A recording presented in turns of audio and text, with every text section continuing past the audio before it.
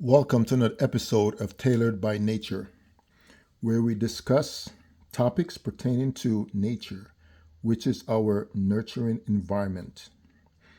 It's customary before we get started to actually read a Bible verse, which will set the foundation and our topic of discussion during this recording. Today's Bible verse is Genesis 3, verse 15, which state, I will put enmity between you and the woman, and between your offspring and her offspring. He shall bruise your head, and you shall bruise his heel.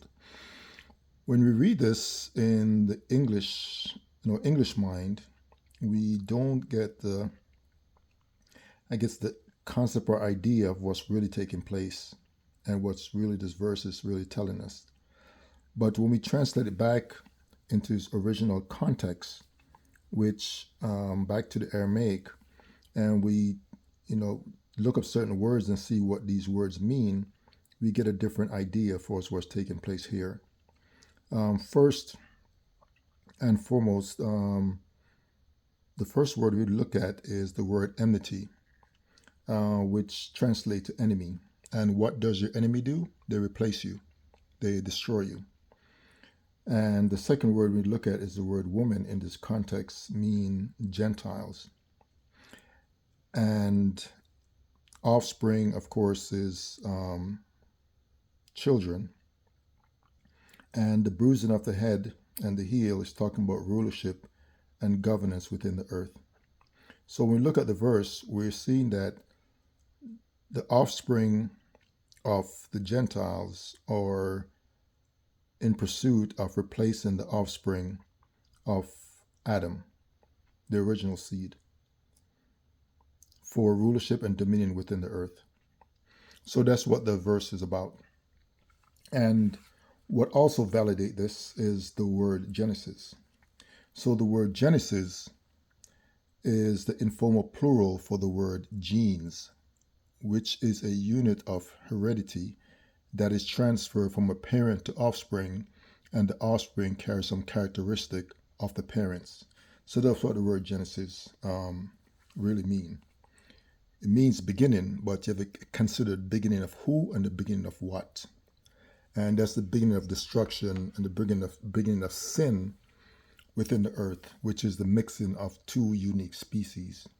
One species of known as angel and another species of humans, the mixing of diverse seeds.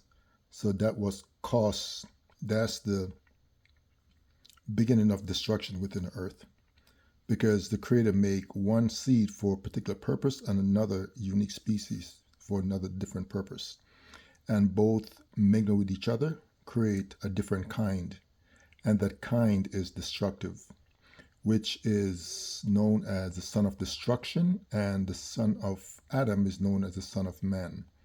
So there's a duality within our world right now. And of course, we could see by their actions, they go around, they go to different indigenous areas within the earth, and they destroy people, they cause war, destruction, they build nuclear weapons. That's what they do. They got it from their parents, got it from the father in particular, because he was a destroyer. His action destroyed Adam and Eve. Therefore, his children, like I said, the apple doesn't fall too far from the tree. And that's where you get the son of destructions from. So, I'll pick this up where I was watching an episode of Joe Rogan, which Mel Gibson was a guest on the show recently. And Joe Rogan asked Mel Gibson, he asked him, do you believe evolution exists in animals? And he further stated, do you think there's some sort of natural evolution process, or do you think it is all intelligent design? And Mel Gibson replied, he stated that, I think all things are created and move on and adapt and changes toward time. But he further stated that he does not believe in evolution, and he doesn't believe that he came from an ape. As far as, I guess, Darwinism, which most people consider themselves to evolve from apes or monkeys. During the discussion, they further, bring up topics about Lucy, and also pre-humans. But I guess all those things kind of got getting debunked. Pretty much, I guess both of them kind of came to the conclusion that there's something going on that's really not that is not true, and they've been sold a bunch of goods, pretty much. Which brings us back to the verse that I read a while ago, and asks the question: does the Bible support evolution? And interestingly, the Bible does not support evolution. As a matter of fact, like I said before, he actually tells you what took place in the past. One of the reasons why we are not able to, I guess, readily understand this is because we read in the English language. And the English language was created on purpose. It's actually a veil. It was created to hide the truth of our reality and the truth of our existence. So currently we're using a synthetic language to solve for our biological responses. And as you can see, is wreaking havoc on our environment because we're prioritizing feelings and emotion over biological responses. And you can see in the West, how is that working out for us? Not good. They have people who are pushing this ideology within the English language, or telling children that they could be a boy or girl, or they could choose whatever they want to be based on their feelings. And as you know, feelings does not, at least nature doesn't adhere to our feelings. Nature adhere to actions. Nature adhere to our biology, our anatomy and physiology. That's what nature adhere to. Cause and effect. If you do something, there's going to be a reaction. And there's an outcome for all our action. And there are consequences for our actions. That's what nature deals with. So nature is blind when it comes to feelings. So where in the Bible, so like I said, I mentioned Genesis, what the word mean. That's one clue that we have for us that the Bible doesn't support this evolutionary thing that they've been pushing within the changes of the language that we've been using. Another thing, when you look at the Hermetic writing, the Emerald text, it speaks of entities, not particularly angels, but entities coming to earth, and they speak of them ruling over men, and they speak of them using for the only way for them to detect them is to use magic, which is it's only by magic can they be discovered. Only by sound can the faces be seen. So these entities take on the form of men, and they slaughter those people who were in power. The kings and queens and princesses, they destroy them and rule in their place. The same thing happened to Adam and Eve, which Adam was the king and Eve was the queen. They were created to govern and rule over earth. And of course, what happened in Genesis is that they got tricked, and through mimicry and psychology, which the angel pretend and mimic Adam, and that's the whole eating of the fruit, which they were told not to eat from. They were told not to touch or eat of the tree. And when you look at, I mentioned this before, when you look at the word tree in the Aramaic, because in Aramaic they write and read from left to right, so the word tree become ear, and it means a watcher angel.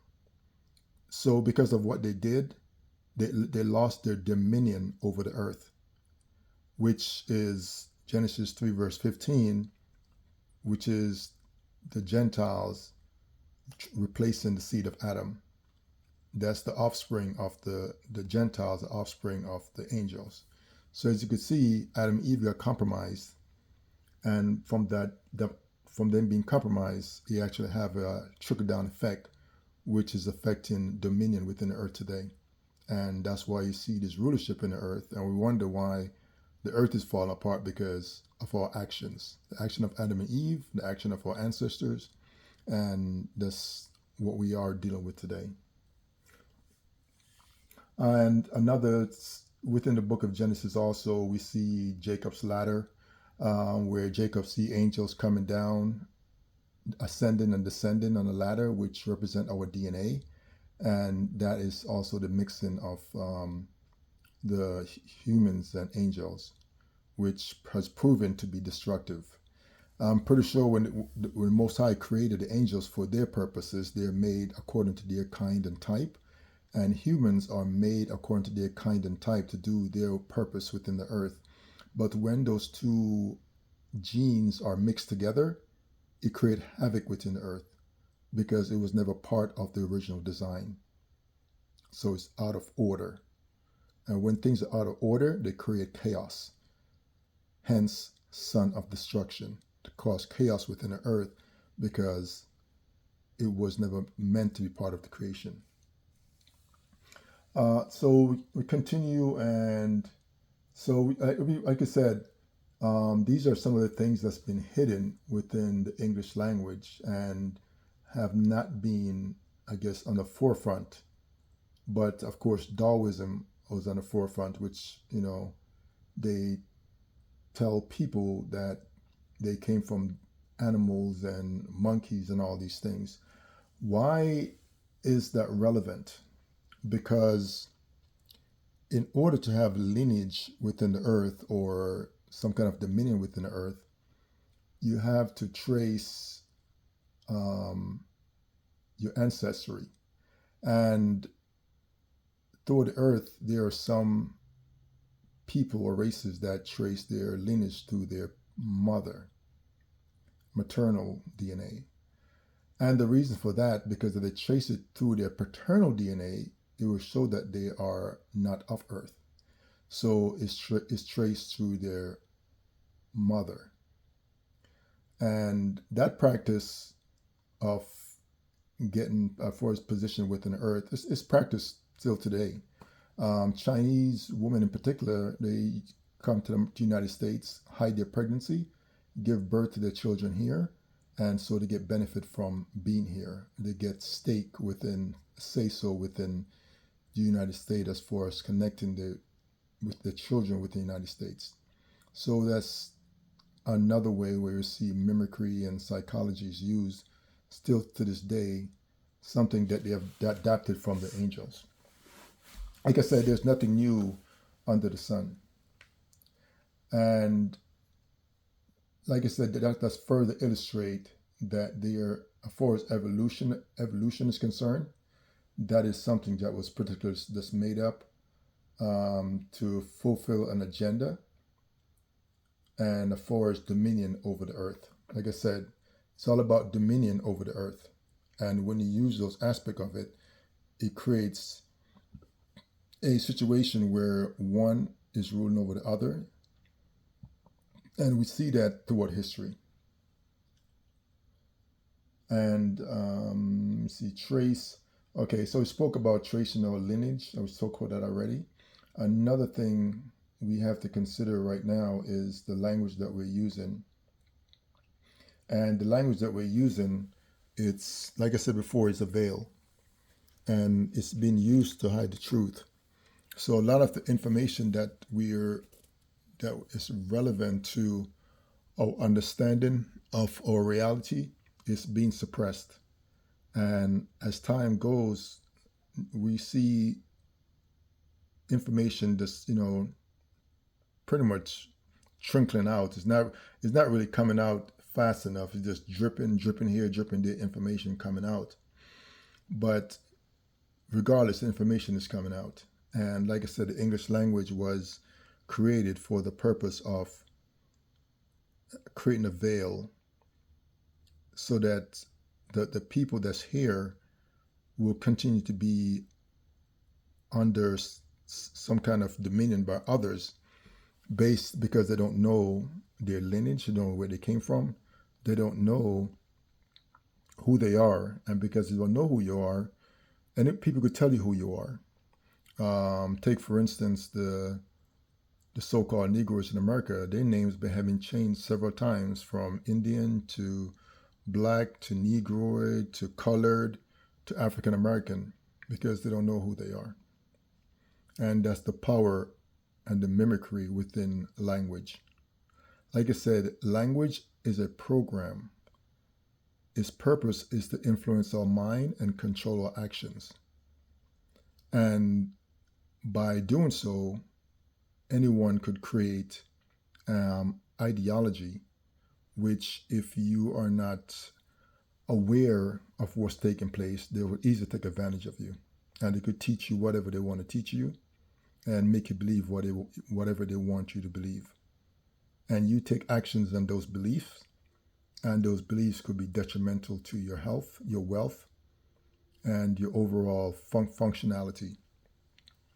I mentioned before that when we think of the Bible, we have to think of it in a biological sense, because because of the power of language.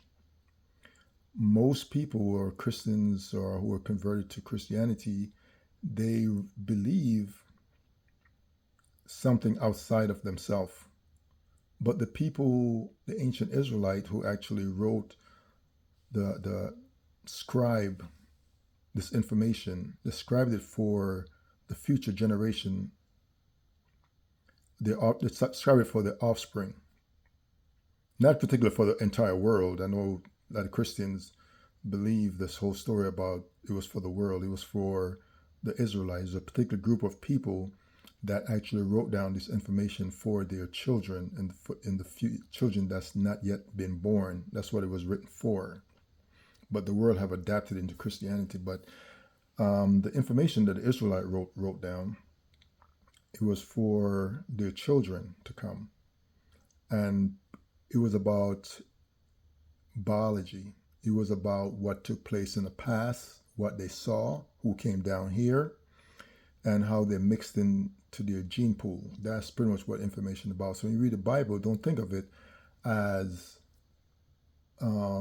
Christianity or spirituality. Is about biological function and how our actions could actually how it could affect their biology and how long they live, their health, their wealth. It speaks about all these things. So that's what when you think of the Bible, that's what you gotta think of. Think of it in a biological term, because the temple is not something that's man-made. The temple is our body. Its cornerstone is our bones. And so we was given, the Israelites was given set apart instructions. Set apart instructions mean to the correct way to eat, the correct way to do things, the correct way to ensure their longevity and prosperity and protection stay intact. That's what information was given for. It was given for their survival as a unique species within the earth. So that's the whole purpose of the Bible. That, like I said, the English language, when they translated it, they take that, the self-care, the self-sufficiency, and the self-governance out of it and put it outside and create churches and ideologies and religion for you to worship and praise and do all these things and transfer your energy to them so they could harness the energy from you, when all these things is about the temple that the Creator made, how to keep it functioning properly, how to keep it up, how to not make it fall apart. That was the whole point of the original writing. But like I said, because it was added to, which Revelation 20 verse 18 and 19 tells us, not to add to or take away, because when you add to and take away from anything, you actually diminish what that is. So when they add to the writing, they scribed it. That's what the word scribe means, to add to. And when they take away from it, that's when they translate. To translate means to take away. We heard the term lost in translation. That's exactly what he's talking about. So this information over time got lost because it kept being translated. And remember, the Bible is a translation of a translation of a translation. It's been translated so many different languages that it's been watered down, and the information in it is not what you think it is.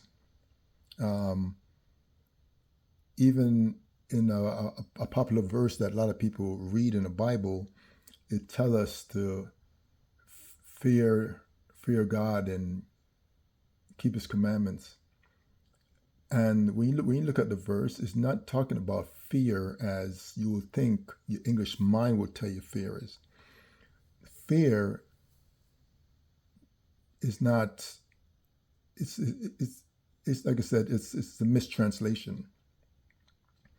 Pretty much the verse is telling us the Most High is saying, if you do any positive action, you'll reap a positive outcome. And if you do any negative action, you reap a negative outcome. So the set apart instruction that the Israelite was given is for them for success. It was the actions that were put in place for their success, their longevity, their prosperity, and their protection. That's what it's for. But the Most High is saying that if you do the opposite of those instructions, I'm not going to destroy you, but your actions will. And that's, like I said, we are judged by our actions. But in English, people are told that God judged them and all these other things. No, God don't sit around, or the Creator doesn't sit around and judge anyone. Your action judges you. So be careful what you do, and do positive things so you get positive outcome. So pretty much that's what the whole fear thing is about. But like I say, in English, it tell you to fear someone. No, you're not supposed to fear. You're supposed to do the right thing. And if you do the right thing, there's nothing to fear. So that's how that translation should be taken into as a biological and a logical look at it. And so that's one of the things we need to consider. So like I said, the whole evolution story that's mentioned by the question, like Joe Rogan asked Mel Gibson, like I said, he gave a pretty interesting answer, which is in line within nature, because people make up things just to fit their agenda, and ideologies are created to benefit the people who create the ideology. So that's something we need to take into consideration when we are using a language that wasn't meant for our prosperity, our longevity, and our protection. Hopefully you guys enjoyed this quick talk, and I will talk to you guys next time.